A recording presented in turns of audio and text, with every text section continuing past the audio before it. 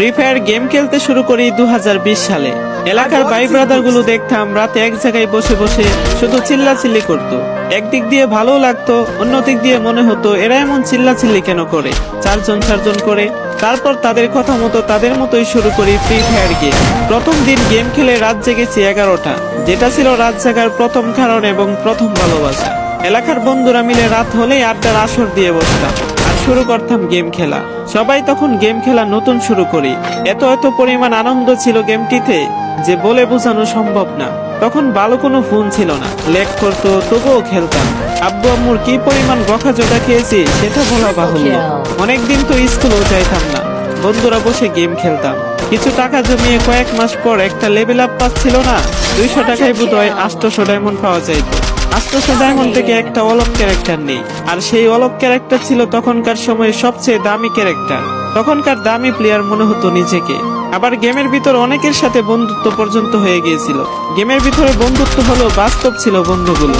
তখন free ফায়ারে do partner system ছিল না, তাই কোনো মেয়েও গেমে ছিল না।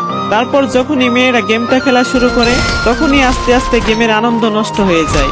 অনেক বেশি র্যাম প্রয়োজন হতো, তো তাই গেমটা খেলতে ভালো একটা ফোনের প্রয়োজন হইতো। কিন্তু তখন ভালো ফোন ছিল না, কোনো রকম একটা ফোন দিয়ে খেলতাম গেমটা। ভাবতাম একটা ভালো ফোন হইলে গেমটা আরো সুন্দর করে খেলতে পারতাম, ল্যাগ করতো না ইত্যাদি। কত আনন্দই না ছিল তখন।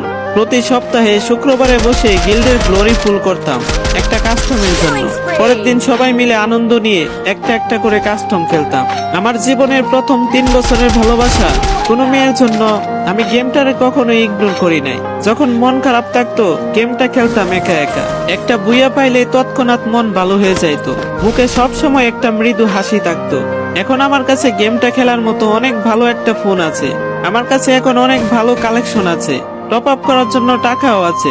কিন্তু গেমের ভিতরে টাকা সেসব বন্ধুরা আর নেই, সবাই ব্যস্ত হয়ে গেছে, সবার আইডি গুলো অফলাইন হয়ে গেছে।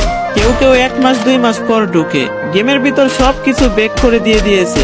এখন যার বেশি টাকা সেই বেশি প্রো, এখন কারো স্কিল দেখা হয় না। ফ্রি ফায়ারে সব ফালতু ইউটিউবারে ভরে গেছে। এইসব ওয়ার্ল্ড ইউটিউবার গুলা ফ্রি ফায়ার খেলা ছেড়ে দিয়েছে।